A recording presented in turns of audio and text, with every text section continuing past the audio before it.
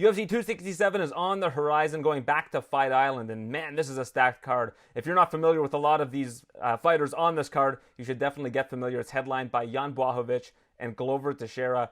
If Glover wins the championship, Dana, this has got to be one of the greatest stories we've seen in UFC history. At 42 years of age in a couple days, to get back to title contention in a division that's been completely lorded over by Jon Jones for about a decade, to get that title would just be something else.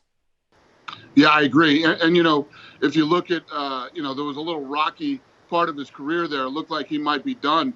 And then he turned everything around and went on this winning streak. And now he's getting a title shot. I'm happy for him. He's one of the real good guys in the business.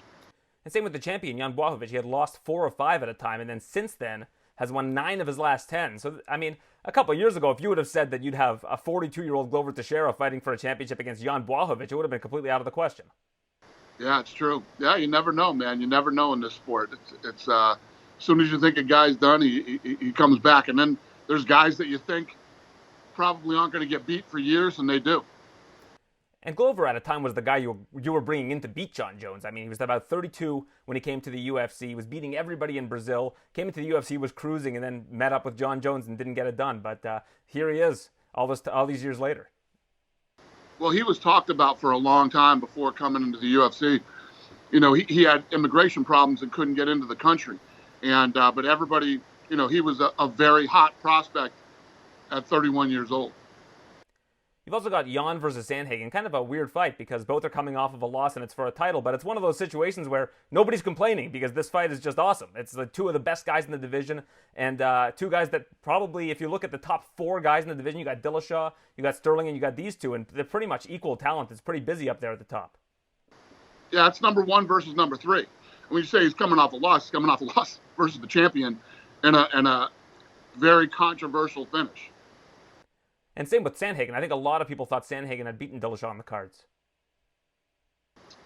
Yeah, I know. Yeah, I agree too. Another controversial loss.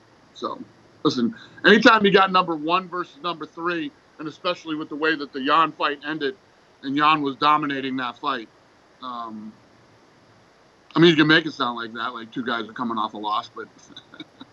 Yeah, it's based on their records, but at the same time, of course, we saw how the Sterling fight went down. It was it was an illegal knee, but a lot of controversy there. And then, of course, with Dillashaw and Sandhagen, just a razor-thin decision. I agree. Yeah, the top 5, everybody in the top 5, from Sterling to Jan, Dillashaw, Sandhagen, Font, Jose Aldo. And then number 6 is Merab. 7 is Cody Garbrandt. And 8 is Frankie Edgar. The whole division is stacked with killers. Yeah, and I think at a time we're going to see some of the best matchups that we've ever seen in the division, I guess this weekend and coming up after that. And if you look at this card, I don't think we've ever seen a card stacked with this much European talent in the history of the UFC. It's amazing how that region has come such a long way. Yeah, no, the whole world. The whole world has come a long way if you think about the last 20 years. Now we have fighters from all over. Think about the first time that we went to Australia.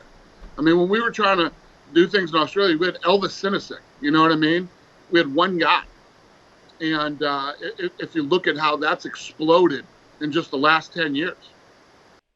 And I think at a time, a lot of people thought that the talent coming from China and the talent coming from Australia were so much lower level than the American talent, and the way that they've risen to the occasion and become champions. Like you look at Zhang Weili, of course, Alexander Volkanovski. I know Zhang's no longer the champion, but to see them rise to such high levels is pretty unbelievable. I agree. No, it's blown up globally very quickly. If you look at the undercard here, beneath the co-main event, you got some fighters that I think are going to fight for the championship in the next year or 2. You've got Magomed Ankalaev, Islam Makhachev, Khamzat is back. I just think that what we're going to see this weekend is really a glimpse of what we're going to see in the next year or 2 with the highest level talent in these divisions. Yeah, I agree. There's going to be a lot of stuff shaking up in a lot of different weight classes over the next year. It's going to be fun. We got some fun fights coming up. Well, speaking of which, I love asking you this question because it's one of the trickier questions I ask you. You got 6 title fights in the next 50 days. If you could only watch one, what would it be? I've said it a million times that Usman versus Colby Covington is one of the best fights that I've ever seen. So to not be excited about that one again, but then how are you not excited about Weili Zhang and Rose again, Francis and Cyril, stuff. But if I had to pick one, I'd pick Usman versus Covington. For me, it's Oliveira Poirier. I've loved watching what Charles Oliveira's become in the UFC. It's similar to Glover. It's just a guy that really, and Jan, I guess, guys that just really had to hang in there and keep their confidence up and get to a title level. To see Oliveira do that, I just think has been unbelievable. Plus, what Poirier's done this year, if he wins that fight, I think he's the undisputed fighter of the year. Love it.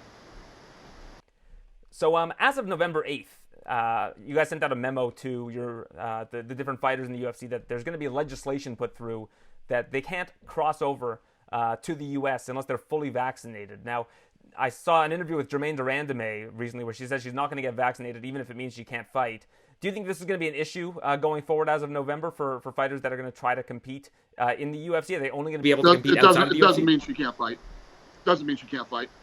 I'll figure it out. We were just giving everybody a heads up so that they knew this was coming, In no way, shape, or form are we going to force anybody to be vaccinated. So does that mean having a lot more cards outside of the U.S. at the beginning of next year or as the year progresses in 2022? I don't know what it means yet. I don't know how any of this stuff is going to play out.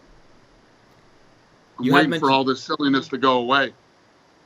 Well, you have mentioned that Abu Dhabi is going to be a big player in that going forward. You're going there this week, and you have some big plans. Are you expecting to do 7-8 events with them per year sort of thing? Like, is this going to be a really big destination going forward on top of what it's been during the COVID era? Abu Dhabi's been one of the biggest players for the last 20 years. I mean, I think that, hopefully when I go there, I'm going there Wednesday. I have a couple of meetings, and I'm hoping to get this thing locked in and get this deal done. And we have some really big, exciting stuff going on in Abu Dhabi. I've been dying to tell you guys, but we haven't got it done yet. Is this a deal that's kind of been permeating all year? Yeah, this has been going on since we started Fight Island. In terms of the start of 2022, a lot more states are opening up. You're seeing full attendance at football games, basketball games, hockey games, all over the country. Are fight nights going to start being in different locales at the very beginning of 2022, or is it something that you guys are planning on easing into as time goes on? Easing into. I have no confidence in some of these states. I don't have confidence in some of these states. I'm very confident in Abu Dhabi, Florida, Texas, Nevada, Arizona. I'm very confident.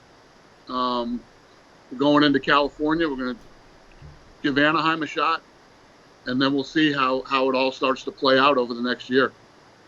So at the beginning of January, we're going to still continue to see fights at the Apex going forward until further notice sort of thing? I hope not, but yeah. If that's what we got to do. This past week was an interesting one with Paulo Costa and what happened with him. Had he had a poor performance and fallen flat, is there a chance you would have cut him because of all of the hijinks from last week? I don't know. It wasn't a poor performance. It was awesome. The fight was incredible. He obviously was in shape. He came to win. So I don't know. I couldn't answer that question. It wasn't a crappy fight. It was an awesome fight. So. Well, I can't disagree with that. That fight was fantastic. I actually think it raises his stock if he goes to light heavyweight. I know he's talking about staying at middleweight, but if you look at the light heavyweight division, he can move up that chain really quickly. We've already seen him fight Israel. It was a very poor performance. If he wants to continue to not have to cut so much weight, I don't understand what the barrier of entry is for him is mentally to go to light heavyweight. It just seems like a better fit for him. I just think he feels like, obviously he has a hard time making 85, but he's a small light heavyweight. Light heavyweights are huge. So I'm sure that's what he's worried about. If you look at the fights that you could have for him, though, you look at like Johnny Walker, Uzdemir, like there are just so many matchups that would fit him better, I think. I think his style of fighting is better for light heavyweight as well. Yeah, there's definitely fun fights you can make with the guy. He's got a good chin, and he's got heavy hands, so it makes it fun. I think he's just worried about being too small for that division. Did you end up having a chat with him at any point in time after the fight to pick his brain on what he's thinking? No, we did not. And finally, Nate Diaz, you were talking about after this last fight. He's got one fight left on his contract. How important is it for the UFC to keep him long term? He's become a big star in the promotion. When you look at his future, do you see it being in the UFC for the next couple of years to come? Well, that's up to him. I mean, that's a decision he needs to make. Listen, for a lot of these guys, there's no secret about it. If you believe that you are one of the best in the world, and you believe that you can win a world title here or hang with the top 5, then this is where you should be. The minute you start doubting that that's the case, you got to start looking at other options. I had seen that. I saw the other day that who was it? The heavyweight that came out. Rumble? Huh? Rumble? No. We were just talking about it. He was saying that he was upset with me. No. The other heavyweight. Is he in the UFC? Yeah. Oh, Junior Dos Santos. Mm-hmm. Okay. So Junior Dos Santos said some stuff the other day that, that he was upset and I was all about money and all this other, and the way that he left. Listen, how old is he? I mean, he's in his 40s now. He was on a 4 or 5 fight losing streak. And, they're just there comes a time in a day where I have to make a decision when a guy keeps losing and he's at a certain age. This just isn't the place to be anymore. There's tons of other places where you can go fight and where you can make a lot of money. I mean, a lot of these guys, once they've built and established their name here, move on to these other promotions and make crazy money. And good for them. And, that's just how it works. So I don't know, as far as Nate Diaz goes, I don't know where Nate feels he is right now and what he feels his future could be if he signed another 4 or 5 fight deal here. Now, Kayla Harrison, she's in the finals of the PFL tournament on Wednesday. It's her last fight on her contract there. And she had a quote when, I guess you had mentioned in one of our interviews, actually, that you didn't feel like she was ready yet for the UFC. And when I asked her about this, she said, I think that if Dana is ready to pay me a lot of money, I'll make him a lot of money. She said that in another interview. I figured you'd like a quote like that. What do you think of Kayla? And are you going to be watching her fight this Wednesday? Yeah, I think that Kayla Harrison's a great example. They pay her an obscene amount of money to fight over there. If I was her, I'd stay right where she is and keep picking off the people over here. When you come here, Amanda Nunes is no joke. Shevchenko is no joke. Rose Namajunas is no. These are all the best women in the world. These are the best female fighters in the world. I don't blame her. I would stay there and keep fighting the type of women she's fighting there before I would come here and fight an Amanda Nunes. That's for damn sure. And finally, it's time for my favorite question, which I'm sure you know what it is. As you look around the room that you're in, the war room, I always ask you, can you pluck something off the wall for me? We've got February. I don't know if March is on the horizon right now in terms of what you guys are booking, but I always like asking you for a sample of what's to come that might not have been announced as of yet, that is in the works.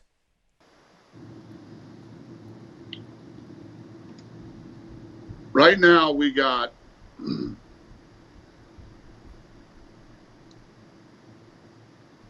February 12th, Adesanya versus Whitaker, and it's scheduled for either Canada or Seattle.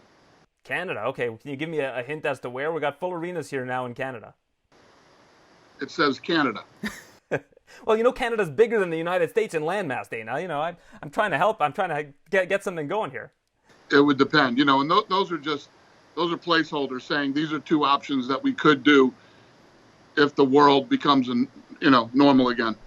Well, I know the last time you guys were going to go to Seattle, I believe it got canceled for some reason or moved for some reason. So if it ends up in Seattle, that's a great city as well. Well, thanks, Dana. I appreciate your time and look forward to seeing you next week in New York. All right. Thanks. Have a good day.